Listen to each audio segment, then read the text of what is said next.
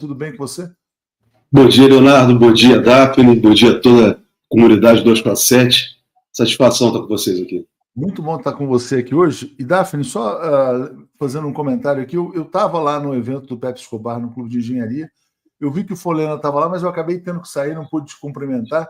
E eu queria deixar um tema aqui para vocês debaterem, né? Quer dizer, que já é... Assim, o Pepe vinha falando, né, na verdade, quer dizer, que a guerra do Trump tem esse pano de fundo, Bolsonaro e tal, mas no fundo, ele quer o Brasil fora do BRICS, né? E eu acho que essa foi a promessa que o Eduardo Bolsonaro fez ao pai dele. Fez ao Trump, através do Steve Bannon, sabe-se lá de quem, de que se o Bolsonaro voltar, o Brasil cai fora do BRICS, né? Eu acho que, assim, quer dizer, esse é um projeto da classe dominante no Brasil, e apareceu o Estado de São Paulo em editorial defendendo isso, né? Então, queria deixar esse tema aí para vocês refletirem também. Se no fundo, Leonardo, olha que coincidência. Era esse. A Daphne tinha me pedido do tema para nós debatermos, né, como pauta. É exatamente esse tema que eu sugeri para a Daphne como talvez o tema central aí para a nossa conversa aqui, para a nossa audiência, porque esse tema, o Atush, ele é importantíssimo, porque nós estamos diante de uma classe dominante brasileira que nunca foi comprometida com a soberania e com o desenvolvimento nacional. Então, agora, eles estão exatamente, né, pedindo acordo. Não, o Lula cria dificuldades, tal. Quer dizer, eles não têm noção do que é soberania, porque eles não precisam disso. Eles vivem de sobras. Né? Você mesmo estava ouvindo agora aí a participação de vocês, esse presidente desse partido aí que está lá na Grécia, né, do União Brasil. Né? Então, quer dizer, você tem a classe dominante e tem essa elite, né, extremamente entreguista, que vive de sobras, né, dos interesses internacionais e abrindo as portas de riquezas do Brasil. Então, Atush, é fundamental a gente enfrentar isso, porque exatamente o Bolsonaro é aquilo que o Donald Trump manifestou ostensivamente no dia 9. Foi você a primeira pessoa que me deu notícia sobre a carta do Donald Trump lá no Clube de Engenharia. Fiquei até assustado quando você chegou lá, sentou na mesa para ter uma notícia aqui muito séria, que era essa carta do dia 9, né? Daphne também estava lá. E depois tudo que foi se desdobrando. Quando a gente vai ler a carta, a gente vê que naquele momento é uma carta de interesse particular, né? Interesse privado dele, Donald Trump, de Jair Bolsonaro, né? Mas no fundo o alvo é, né, enfraquecer os BRICS, porque essa elite brasileira, lembra o governo de Temer e Bolsonaro, que não deram nenhum valor aos BRICS. E o BRICS é a saída para o Brasil. Mas isso aí é o papo que a gente vai tratar aqui agora com a Daphne aí. Isso aí, Daltus, bom trabalho para você. Bom dia. Obrigado. Só responder aqui ao Agostinho Soares, não, questão fora de pauta. Há meses perguntei ao Mário Vitor se achava a instituição Ombudsman significativa e se 247 deveria ter uma. Respondeu positivamente as duas. O que vocês acham? Está fora de pauta, mas eu acho que é um bom tema. Eu posso conversar sobre isso com o próprio Mário, né? Mas vamos levar isso aqui adiante. Daphne, com você aí. Obrigado, Folena. Grande abraço a você. Valeu, satisfação. Mas, Folena, ouvindo o que você estava falando aqui para o Léo, eu me lembrei daquela música Aluga-se, do Raul, né? Uhum. Que dá lugar para os gringos entrar, né? Ele fala na música, é exatamente isso, essa classe dominante que é servil, né? Já desde lá do começo da nossa história, a gente sabe que o Brasil não está levando golpe, não é da agora, não é de 2016, né? Desde a época antes do Getúlio, aliás, né? E o risco que isso causa para a gente, né? Essa permanência dos BRICS, esse jornal Estadão passando o recibo da subserviência, defendendo que o Brasil abandone os BRICS, assim, é vergonhoso isso, porque eu acho que falta sentimento de pertencimento a essa classe dominante brasileira. Enfim, não sei como é que você avalia isso. Passo para você, então, a gente aprofundar um pouquinho mais esse tema. Exatamente isso, Daphne. Eu tenho batido muito aí nos últimos meses, né, no Manifesto da Aliança Nacional Libertadora, de 1935, que foi subscrito por Luiz Carlos Prestes. E ele coloca nesse documento, um documento importantíssimo que todos deveriam ler, inclusive está disponível aí na Rede Mundial de Computadores. Ele coloca que os 3 grandes inimigos do Brasil são o imperialismo, o latifúndio e os fascistas. Vejam, é exatamente o que nós estamos enfrentando nesse momento, enfrentamos há mais de 100 anos. Há mais de 100 anos esse problema, que nós não conseguimos resolver no Brasil. O imperialismo, né, sempre expropriou as riquezas do Brasil durante o processo colonial. A fundação do Estado brasileiro em 1822 não se deu por brasileiro, se deu por um português que se auto-investiu no cargo de imperador. E era o imperador primeiro do Brasil, que foi ser depois imperador IV de Portugal. Então, primeiro o Brasil é fundado no interesse colonial de Portugal. Depois, esse interesse de Portugal é sucedido pela Inglaterra. E agora, no final do século XIX e durante todo o século XX, os Estados Unidos da América do Norte, com seus interesses, das suas empresas, né, explorando todo esse processo colonial de exploração das riquezas do Brasil. Né, e aí vem a questão do latifúndio. Porque essa classe dominante brasileira que se forma desde a colônia, passando pelo Império e na República, ela é basicamente assentada no latifúndio. E sem nenhum compromisso com o Brasil. Jorge Amado, eu considero, Daphne, talvez na literatura, o autor que melhor traduziu esse sentimento do latifúndio entreguista nas suas obras Cacau, São Jorge dos Ilhéus, Terras do Sem Fim, Gabriela. Isso fica muito claro, porque esse latifúndio, né, que expropria terras públicas, sempre expropriou, né, a terra, nunca compartilhou terra com ninguém, ao contrário, sempre se apropriou dessas terras, e só tem a cabeça voltada para migalhas, né, de exportação de produtos primários, seja o que for, seja café, seja cana-de-açúcar, cacau, como é descrito nas obras de Jorge Amado. Isso até os dias de hoje. Nunca tiveram preocupação com um processo de industrialização efetiva no Brasil, com um processo, né, que possa integrar todos os brasileiros. O Brasil acabou com a escravidão, termina o Império e não cede nenhum pedaço de terra para a maioria da população que vivia no Brasil, que são os negros. Então, veja, esse processo, Daphne, ele se aprofunda em toda a República. E essa classe dominante, volto a dizer, nunca teve comprometida. Quem tem compromisso com a soberania, com o desenvolvimento, com a justiça social, sempre foi o campo democrático, popular e progressista. Há alguns, não são, vamos dizer que a maioria da burguesia brasileira, inegavelmente, ela é entreguista, como nós estamos vendo agora. Né? Vemos sempre, você acabou de citar os editoriais dos grandes jornais brasileiros. Mas veja, há alguns brasileiros, né, da burguesia que também tiveram compromissos com o nacionalismo brasileiro. É isso que dá início, a partir dos anos 30, daquilo que a gente chama do nacional-desenvolvimentismo. Mas é basicamente quem impulsiona esse quadro, esse processo, é o campo democrático, popular e progressista. Daí a importância, nesse momento, Daphne, sabe, de nós intensificarmos a compreensão junto à classe trabalhadora, mesmo com todas as dificuldades que são impostas pelos meios de comunicação esse aqui no Brasil, tradicionais, vinculados a interesses estrangeiros, mas reafirmarmos a autoridade e a liderança do presidente Lula. Porque o presidente Lula é a pessoa certa nesse momento para liderar o Brasil nesse enfrentamento, né, contra a soberania nacional. Se tem uma pessoa que representa, tem a cara do Brasil, do povo brasileiro, a face do povo brasileiro, está aqui na tela. É Luiz Inácio Lula da Silva.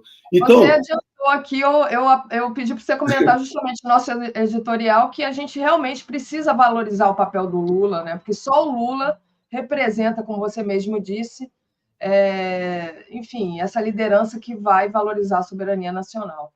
Mas por que disse isso, Daphne? É importante você destacar, eu não tinha me dado conta do... Eu li ontem o editorial do 247, no final de semana, mas na semana... Quinta-feira, Daphne, o que acontece? Na quinta-feira, o presidente Lula deu considero aquelas entrevistas que ele deu na semana do ataque a Record e a Globo foram muito importantes, mas essa que ele deu para a CNN Internacional americana foi muito, muito boa, muito esclarecedora. Na verdade, ali ele se dirigiu ao povo norte-americano. Daphne, olha, essa entrevista que foi muito boa, muito esclarecedora para todo mundo, logo após o término dessa entrevista que eu assisti, eu também assisti aí na CNN Brasil, olha que coisa, uma mesa jornalistas conversando lá, né, sobre a entrevista do Lula. E, Daphne, impressionante a visão dessa gente. Eles diziam que o Lula tinha ido muito mal, que o Lula dificulta o relacionamento com os Estados Unidos, que o Lula deveria ceder para o Donald Trump. Daphne, eles tiveram coragem, brasileiros, de falar isso. Então, é isso que essa parcela da elite e uma outra da classe dominante brasileira pensam, né, com relação ao Brasil, que o Brasil deve baixar a cabeça. Eu vi nesse final de semana, Daphne, infelizmente, pessoas da classe média, sabe, pobres, trabalhadores, colocando assim, puxa, eu não vou poder mais ir à Disney. Olha só, Daphne. Puxa, vai ter dificuldade para ir à Disney. Eu virei e falei, meu Deus, não, os americanos não nos querem lá, o presidente dos Estados Unidos não nos querem, o que vocês vão fazer na Disney? Lembram do filme Bacurau? Isso é o Bacurau, gente. Eles não nos querem. Eles não nos querem. Então, Daphne, a figura do Lula, ela é central para a maioria do povo brasileiro, porque a maioria do povo brasileiro, sem dúvida alguma, está compreendendo o que está acontecendo. Assim eu tenho percebido. A maioria que eu me refiro é exatamente, Daphne, os mais pobres. Sabe? Esses que não vão à Disney, esses que têm, né, são explorados todos os dias. Todos os acordam 3, 4 horas da manhã para trabalhar, mas eles têm, de certa forma, uma noção, né, de nacionalidade, sabe, de brasilidade. Mesmo com toda a pressão exercida pelos fascistas, que também são da classe trabalhadora, como o Bolsonaro, por exemplo, seus filhos, né, Tarcísio de Freitas, mas que se colocam a serviço dessa classe dominante para trabalhar contra os interesses da própria classe trabalhadora, da qual eles têm origem. Mas a maioria do povo brasileiro, Daphne, compreende a luta por soberania. Sabe? Essa luta é uma luta importantíssima, porque a soberania é algo que vai nos reafirmar, é algo que nós estamos tentando construir. E temos todas as dificuldades para reafirmar essa soberania, não pelo povo brasileiro, mas é por causa da classe dominante do país, que não é compromissada com o Brasil, sabe? Não é compromissada com o desenvolvimento. Daí o risco para os BRICS. O risco para os BRICS está exatamente aí. Por quê? Se você não tem, à frente do Brasil, uma liderança como o Lula, que tem todas as condições para reafirmar o reposicionamento do Brasil na luta anticolonial, anti-imperialista, se entra uma pessoa como o Tarcísio de Freitas, ou como foi o Bolsonaro, ou como foi o Michel Temer, desaba totalmente os BRICS. Porque o BRICS, como eu digo, Daphne, é um encontro dos iguais, porque são todos os países dos BRICS foram colonizados. Inclusive, eu considero a Rússia, que eles tentam colonizar agora, nesse momento. Então, o BRICS é o encontro dos iguais que procuram se reafirmar contra essa ordem colonial que já dura 600 anos. 600 anos só de exploração, Daphne. Morte, destruição. Foi esse artigo que eu escrevi sábado, publicado aí no Brasil 247. Exatamente, tentando fazer essa análise das ações do Donald Trump e da importância dos BRICS na reafirmação do Brasil na luta anticolonial. É a superação do colonialismo. É isso que nós estamos vendo. Daí o desespero do Donald Trump. Por quê? Não há nenhuma justificativa técnica, econômica, para ele impor essas tarifações contra o Brasil, como o presidente Lula bem explicou em cadeia de rádio e televisão, Davi. O Brasil, na relação com os Estados Unidos, ele importa mais produtos norte-americanos do que os norte-americanos importam do Brasil. A balança comercial é melhor para os Estados Unidos. Então, não haveria justificativa alguma para que ele impusesse uma tarifa tão alta, de 50%, contra produtos brasileiros. Ao fazer isso, ele faz, como colocou na carta, essa que o Atushi anunciou lá quando nós estávamos no Clube de Engenharia, no dia 9, ele fez isso, e fica cada vez mais claro, até pela decisão do Supremo Tribunal Federal, que é para favorecer um criminoso, que é o Bolsonaro, que já deveria estar preso, Daphne, desde o dia 30 de março de 2023, quando ele voltou dos Estados Unidos. Naquele momento, as autoridades brasileiras deveriam ter prendido preventivamente o Bolsonaro. Bolsonaro solto é um risco à nossa soberania. Muito bom, Folena. Eu estou aqui com os superchats, o professor Agostinho, o Léo já respondeu. O Cláudio Alves. Folena, como fica o caso do Fux visto no peito? E o Marcelo Palhano, obrigado ao Marcelo aqui também. Folena, você acha que o Donald Trump seria capaz de confiscar nossas reservas internacionais? Excelentes questões, Daphne, excelentes questões. Primeiro, a do ministro Luiz Fux. Daphne, olha, o ministro Luiz Fux, no julgamento do recebimento da denúncia contra o Núcleo 1, deixou claro a posição dele. Uma posição de descompromisso com o próprio tribunal. Quando ele trouxe aquela questão da dosimetria da pena, que estava sendo muito elevada, e não estava em debate dosimetria de pena naquele momento, que estava em debate era o recebimento ou não da denúncia contra Bolsonaro e seu séquito, e ele, ao fazer aquelas revelações naquele julgamento, fica cada vez mais claro quem é o ministro Luiz Fux. Sabe, é uma pessoa que nunca foi comprometida. Nós não temos visto o comprometimento do ministro Luiz Fux, né? Apesar de, como presidente do tribunal, ele ter sido ali, ele não foi por vontade própria dele. Ali era uma questão institucional em 2021, se eu não me engano, em setembro, 7 de setembro de 2021, quando Bolsonaro e seus apoiadores ameaçaram em atacar mesmo o Supremo Tribunal Federal, ele teve que tomar um comportamento ali de repressão contra os fascistas. Mas não era ele, Luiz Fux, ali era o Supremo Tribunal Federal, ele era o presidente do tribunal. Os votos que nós temos visto dele, desde a época do Mensalão, da Lava Jato, têm sido votos no encaminhamento dos interesses do imperialismo, não dos interesses nacionais.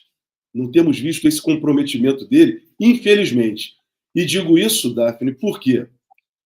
Porque esses depoimentos que foram prestados agora, no qual ele tem o direito, e eu acredito que não só ele deveria estar presente, como também os outros ministros, o ministro Cristiano Zanin, a ministra Carmen e o Flávio Dino, para acompanhar todos os depoimentos finais, e só ele compareceu, além do relator, mas as perguntas que ele formulava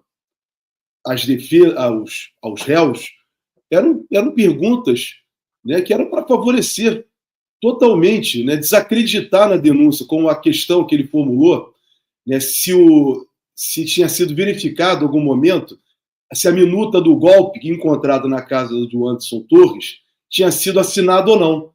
Então ele já até estabeleceu uma tese, né? Sem minuta de golpe assinado não há crime. Não há crime, não há nem tentativa de crime. Então, quer dizer, são perguntas infelizes, né, formuladas por um magistrado. E agora, essa situação dos Estados Unidos não sancionar a ele e os seus outros 2 colegas que foram entrados no tribunal pelo Bolsonaro, o desgaste está muito perante seus colegas, porque ali é um colegiado, não é um voto isolado, ele não é um juiz isolado. Ele deveria ser o primeiro, Daphne. Quando foi revelado que ele não foi sancionado, ele teria que vir a público, chamar a imprensa e dizer: eu estou junto com os meus colegas de tribunal, de toga, e eu não irei aos Estados Unidos e a lugar nenhum dos Estados Unidos enquanto eles forem sancionados. Então, isso seria a postura de um juiz grande. Eu espero que ele ainda faça isso, Daphne. Quero dar a ele esse direito, sabe? Por isso esse chamado aqui a ele agora. Ele, o Mendonça e o outro juiz, o Cássio, deveriam vir a público, os 3, isoladamente ou em conjunto, se colocar ao lado dos seus colegas, reafirmar a soberania e a independência do Supremo Tribunal Federal. E ele não fez isso ainda, e espero que ele faça o quanto antes. Por isso que a pergunta formulada pelo nosso internauta da comunidade foi muito importante. A outra pergunta, Daphne, é com relação a... se o Trump seria capaz de confiscar nossas reservas internacionais. Excelente pergunta também. Por quê, Daphne?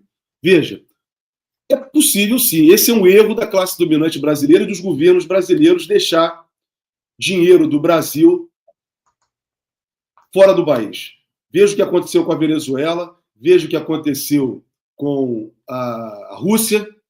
Daphne, se for possível, eles vão confiscar. Por isso que grande parte dos países do mundo hoje tem deixado de ter reservas em dólar e comprado ouro. E deixando o ouro não nos Estados Unidos ou qualquer outro país da Europa, deixando o ouro nos cofres, nos bancos centrais dos seus países. E no caso brasileiro, Daphne, esse Banco Central aqui do Brasil não é um Banco Central controlado pela soberania brasileira, depois em que esse Banco Central tornou-se independente pela caneta de Bolsonaro e do Congresso Nacional. Então, esse Banco Central brasileiro também não responde aos interesses do país. Esse dinheiro tem que ficar no Brasil, sob a reserva do Brasil, não do Banco Central, porque esse Banco Central não é confiável. Nós não temos um Banco Central confiável, mesmo sendo uma pessoa hoje presidindo o Banco Central indicada pelo presidente Lula. Porque o Banco Central independente, ele não responde ao país, ele não responde à soberania popular.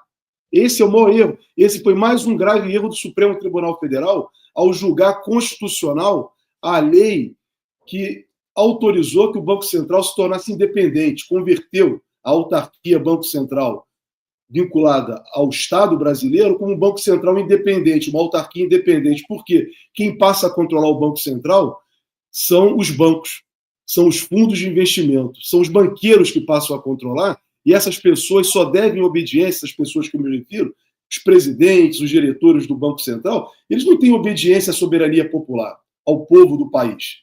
Então, Daphne, essa pergunta é muito boa, que nos possibilita esclarecer esses dois pontos. O Brasil tem muita reserva, que permite o Brasil ter uma certa segurança hoje, mas com esse dinheiro fora do Brasil, se ele estiver fora, é possível sim haver o confisco, como ocorreu já com diversos países recentemente.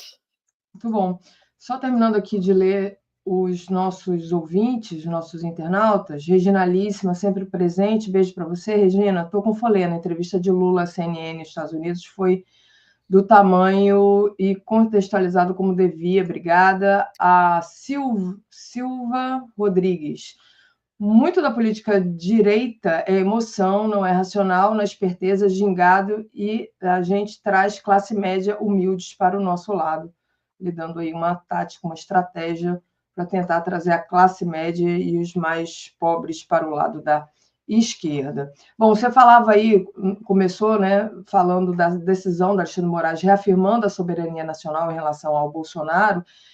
Queria ainda ficar falando sobre isso, mas também falar sobre a figura do Eduardo Bolsonaro, né? Eduardo Bolsonaro, que ali fala coisas claramente que queria saber se você considera que podem ser consideradas crimes, né? Inclusive, fez ameaças à Polícia Federal, né? O diretor da Polícia Federal, inclusive, Folena, reagiu, disse que nenhum investigado intimidará a Polícia Federal. Foi a declaração do André Rodrigues, né, respondendo à fala agressiva do Eduardo Bolsonaro. O Eduardo Bolsonaro perdeu completamente o limite, né?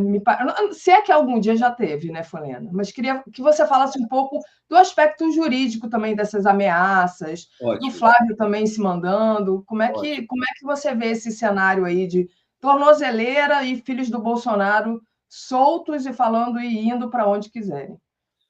Daphne, olha, excelente essa questão, porque na sexta-feira, aqui no 247, no programa da tarde, Brasil Agora, eu e o Paulo Moreira Leite comentamos com a Andréia a decisão do Supremo Tribunal Federal, para tentar, a partir do comentário da decisão, esclarecer, dar os detalhes do que aconteceu efetivamente, para que a comunidade do 247 tivesse um exato conhecimento, né, do que estava acontecendo. Essa decisão, Daphne, ela não foi proferida na ação penal contra o Bolsonaro. Isso é importante destacar mais uma vez. Por quê? Ela foi proferida nos autos do inquérito, no inquérito que corre contra o Eduardo Bolsonaro e o pai dele, Jair Bolsonaro. Que inquérito é esse? É um inquérito que investiga a atuação de Eduardo Bolsonaro nos Estados Unidos, intimidando os juízes do Supremo Tribunal Federal, obstaculizando a jurisdição brasileira e também por crime de atentado à soberania nacional. São os 3 crimes que eles estão respondendo, estão sendo investigados nesse inquérito. E a decisão sai desse inquérito. A decisão, né, eu achei até que foi inusitado, porque eu pensei que a decisão teria saído na ação penal contra o Bolsonaro. Por isso que eu estou, Daphne, ainda continuo na expectativa, já estava antes da decisão e continuo agora mais do que nunca, de que vai sair a qualquer momento uma ordem de prisão preventiva contra o Eduardo Bolsonaro. Sabe? Já era para ter saído há muito tempo, desde quando, antes mesmo da carta do Donald Trump, quando ele já estava lá fora, fazendo ameaças, pedindo a autoridades no Congresso norte-americano, ao secretário de Estado, o Marcos Rubio, que inclusive fez uma declaração contra os juízes brasileiros, contra a soberania brasileira. Se eu não me engano, foi em maio. Em maio ele fez isso, o Marcos Rubio. Naquela oportunidade, o Jair Bolsonaro, ele mesmo revelou, quando saiu de um depoimento na Polícia Federal, que ele deu 2 milhões de reais para o filho dele estar lá fora, patrocinando essas ações golpistas contra o Brasil. Agora, Daphne, isso tudo está totalmente documentado. Aonde? Nesse inquérito. A decisão que foi proferida na quinta-feira, e nós tomamos conhecimento na sexta-feira, que determinou a colocação da tornozeleira eletrônica no Jair Bolsonaro, que ele não pode, né, chegar a 200 metros de embaixada, que ele não pode utilizar as redes sociais, que ele não pode falar com embaixador, né, tem que ficar em casa à noite e nos finais de semana. Isso saiu foi na quinta-feira, mas só na sexta-feira que foi cumprida. Eu digo, Daphne, são medidas muito paliativas ainda, sabe? Foram muito pequenas diante de tudo que o Bolsonaro solto tem causado no Brasil. Ele é um risco permanente à ordem pública. E agora, mais do que nunca, comprovado. Esse risco à ordem pública que nós estávamos falando é tudo isso. Ele está colocando em risco a indústria brasileira, uma parcela da indústria brasileira e do comércio brasileiro. Ele está colocando em risco emprego de trabalhadores brasileiros, Daphne. Então, esse homem solto com o filho deles, com os filhos dele, eles são perigo à ordem pública brasileira. Daí, a prisão preventiva é uma medida adequada prevista no Código de Processo Penal exatamente para essas situações, Daphne. Sabe, é uma medida drástica a prisão. Ninguém quer que ninguém seja preso. Mas a prisão preventiva se impõe quando você tem situações dessa natureza que põem em risco toda a ordem pública brasileira. Então, não é só o convulsionamento social que esse cara causa, esse Bolsonaro e seus filhos soltos. Eles causam problemas graves à soberania do país, ao emprego da classe trabalhadora, à indústria brasileira. Então, olha o prejuízo que ele está causando. E a decisão do ministro Alexandre de Moraes, ela foi taxativa, Daphne, não deixou saída para Bolsonaro e o Jair Bolsonaro e para o Flávio Bolsonaro. Na página 27, Daphne, dessa decisão, eu vou ler aqui, pedir licença para ler, Daphne, que é tão importante isso, sabe? A gente repisar e replicar isso, porque, como falou aqui uma das nossas internautas aqui, é o momento do campo democrático, popular e progressista continuar avançando nesta ação, nessa ofensiva democrática, que se inicia a partir do IOF, derrubado indevidamente pela Câmara dos Deputados. Daí nós damos todas as luzes quem são os traidores da pátria. São muitos que estão no Congresso Nacional e com esses Bolsonaros. Olha o que diz a decisão, na página 27, primeiro parágrafo. Vamos lá. O investigado Eduardo Nantes Bolsonaro afirmou publicamente em suas redes sociais que sua intermediação com o governo estrangeiro resultou no anúncio do presidente dos Estados Unidos da América do Norte, em que impôs uma tarifa de 50% sobre todos os produtos brasileiros importados pelos Estados Unidos da América, tendo inclusive divulgado uma carta em conjunto com o réu foragido da Justiça Brasileira, Paulo Figueiredo. Ou seja, está colocado com todas as letras. Quem foi o responsável pela essa tarifação contra o Brasil? Eduardo Bolsonaro, Paulo Figueiredo e Jair Bolsonaro. Mais adiante, o ministro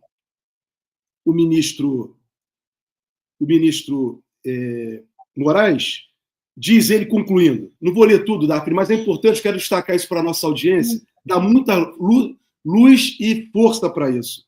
Não há, portanto, qualquer dúvida sobre a materialidade e a autoria dos delitos praticados por Jair Messias Bolsonaro no curso da ação penal 2668, onde pretende, tanto por declarações e publicações, quanto por meio de induzimento, instigação e auxílio, inclusive financeiro, a Eduardo Nantes Bolsonaro, o espúrio término da análise de sua responsabilidade penal, seja por meio de uma inexistente possibilidade de arquivamento sumário, seja pela aprovação de uma inconstitucional anistia, sempre em troca de conseguir o término das agressões realizadas no Brasil, por meio de medidas econômicas e impedir que autoridades judiciais, ministeriais e policiais brasileiras sejam apenadas pelo executivo norte-americano. Daphne, mais claro do que isso, impossível. Então, o povo brasileiro sabe hoje, nesse momento, temos muitos traidores da pátria no Brasil, mas esses traidores da pátria, desse momento, estão muito bem delineados e declarados na decisão do ministro Alexandre de Moraes. Sabe? Então, veja, o comportamento de Jair Bolsonaro, o comportamento de Eduardo Bolsonaro, o comportamento de Flávio Bolsonaro, que você pede que eu comente, é um comportamento de pária. Eles são párias. Eles não são. Só nasceram no Brasil, mas não têm nenhum compromisso com o Brasil. E o mais grave, Daphne, é que eles se enrolam em bandeiras do Brasil para atacar o Brasil. Sabe, é uma vergonha. Isso é o maior crime que esses caras podem cometer. Eles cometem muitos crimes, Daphne, muitos crimes. Crime de ódio, crime de peculato, de roubo, como estão sendo investigados, de vacinação que não deram para o povo brasileiro, de vantagens em vacinação, como a CPI da Covid demonstrou, mortes de brasileiros. Mas o maior crime que esses caras cometem, Daphne, sabe, é se enrolar na bandeira do Brasil e atacar a soberania do nosso próprio povo.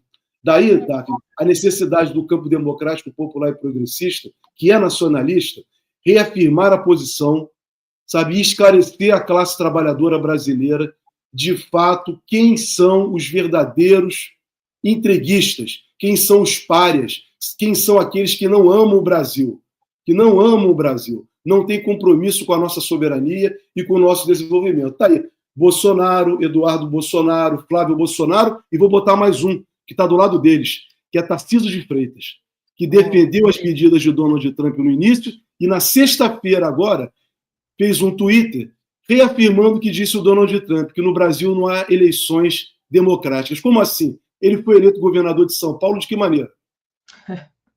Então, também é um pária, é um que trabalha contra o Brasil. Boa. Estou aqui com... Ainda falando do Eduardo, né? O Joaquim ainda não chegou, a gente ainda tem uns minutinhos. Acho que ele nunca mais vai conseguir botar o pé no Brasil, né? Se você disse que está esperando que seja pedida a prisão dele, então acho que ele não volta mais, me parece. Só lendo aqui a Regina, Daphne, filhote 02, é escrivão da Polícia Federal, e pode insultá-la, né? Ele é escrivão, ele passou nesse concurso aí e está insultando o chefe dele, né? E ela disse também, o Joaquim chegou aqui, mas ainda dou um tempinho para você responder. Regina diz, China hoje faz suas reservas em ouro, não em dólares americanos, e o João Bosco, seria possível extinguir o Banco Central e passar para o Banco do Brasil as suas atribuições? Excelente essa questão, Daphne. Nós só vamos transformar o Banco Central no Banco Central brasileiro pela mobilização popular.